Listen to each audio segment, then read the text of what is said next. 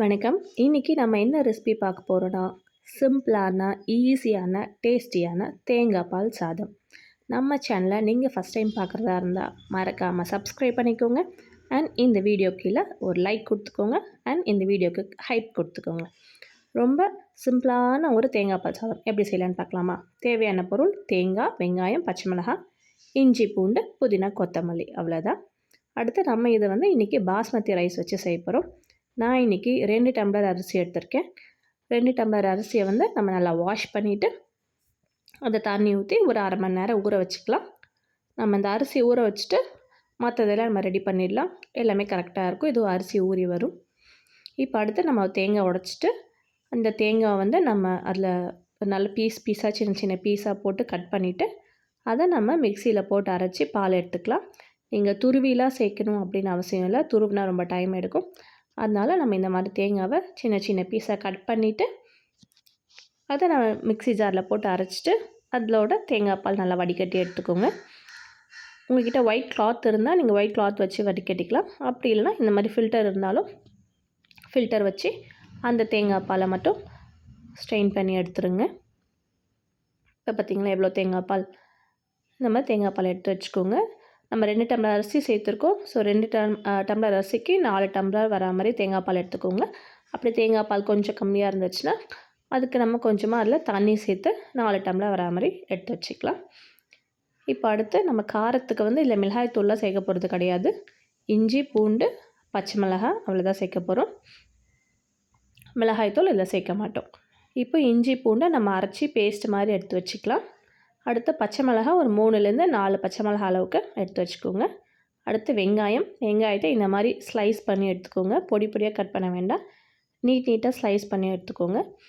அடுத்து ஒரு கைப்பிடி அளவுக்கு புதினா, ஒரு கைப்பிடி அளவுக்கு கொத்தமல்லி எடுத்துக்கோங்க. இப்போ எல்லாமே நம்ம ரெடி பண்ணியாச்சு.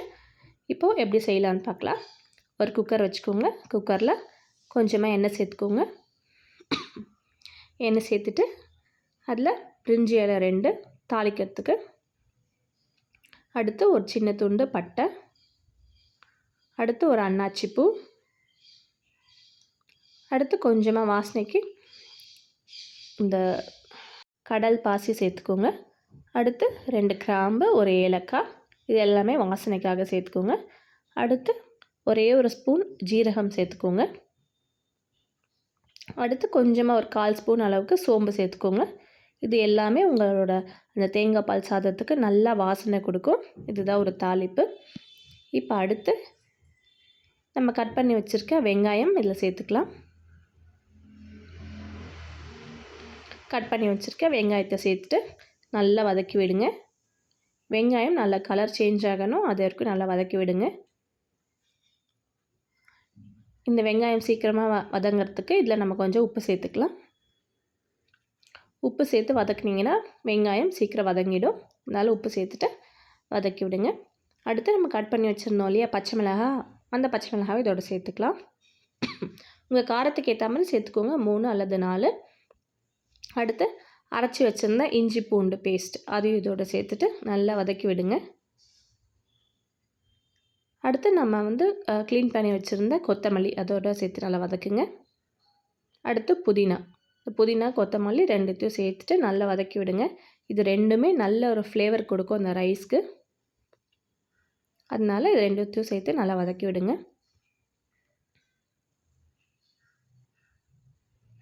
எல்லாமே நல்லா வதங்கணும். இப்போ இது நல்லா வதங்கிடுச்சு. இதுக்கப்புறம் நம்ம அரைச்சி எடுத்து வச்சுருந்தோம் இல்லையா தேங்காய் பால், அந்த தேங்காய் பாலை இதில் சேர்த்துக்கலாம். 2 டம்ளர் அரிசி போட்டிருக்கோம். அதுக்கு 4 டம்ளர் அளவுக்கு தேங்காய் பால் சேர்த்துக்கோங்க. தேங்காய் பால் சேர்த்துட்டு ஒரு வாட்டி நல்லா கலந்து விட்டுருங்க. கலந்து விட்டுட்டு நம்ம இதில் உப்பு எப்படி இருக்குன்னு செக் பண்ணிக்கலாம். ஏன்னா அதுக்கப்புறம் நம்ம ரைஸ் போட்டுட்டோன்னா உப்பு செக் பண்ண முடியாது. அதனால் உப்பு செக் பண்ணிக்கோங்க. இப்போவே தேங்காய் பால் போட்டதுக்கப்புறம் உப்பு செக் பண்ணிவிட்டு அடுத்து லைட்டாக இது ஒரு கொதி வரா மாதிரி இருக்கும் போது நம்ம ஊற வச்ச அரிசி இதோட சேர்த்துக்கலாம். அரிசியை சேர்த்துட்டு ஒரு வாட்டி நல்லா கலந்து விடுங்க. அரிசி சேர்த்துட்டு ஒரு வாட்டி கலந்து விட்டுட்டு உப்பு செக் பண்ணிவிட்டு அடுத்து நம்ம இது குக்கர் மூடி போட்டுடலாம். மூடி போட்டு கரெக்டாக ஒரு 2 விசில் வைங்க. 2 விசில் வச்சா போதும். சூப்பரான ஒரு தேங்காய் பால் சாதம் ரெடி ஆகிடும். இப்போ பார்த்தீங்களா, சூப்பரான ஒரு தேங்காய் பால் சாதம் ரெடி ஆகிடுச்சு. இப்போ நம்ம இதில் கொஞ்சமாக நெய் சேர்த்து முந்திரி போட்டு இதில் தாளித்து கொட்ட போகிறோம்.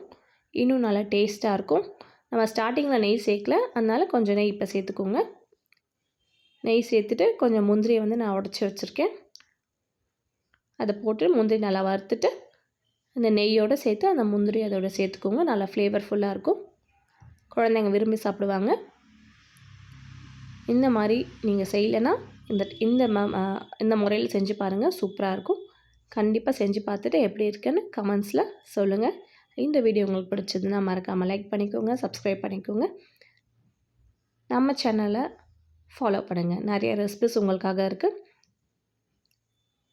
செக் பண்ணி பாருங்கள். பிடிச்சா லைக் பண்ணுங்கள். அண்ட் இந்த வீடியோ கீழே ஹைப் இருக்கும், ஹைப் கொடுத்துருங்க. தேங்க்யூ. பை.